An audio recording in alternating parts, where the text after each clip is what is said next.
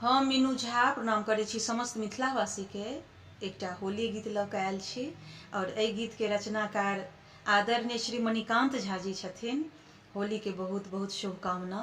संग दऽ रहल श्रीमती ललिता झा। धन्यवाद। जय मिथिला, जय मैथिली।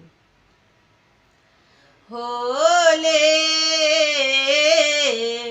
मिथिला नगरी खेलथि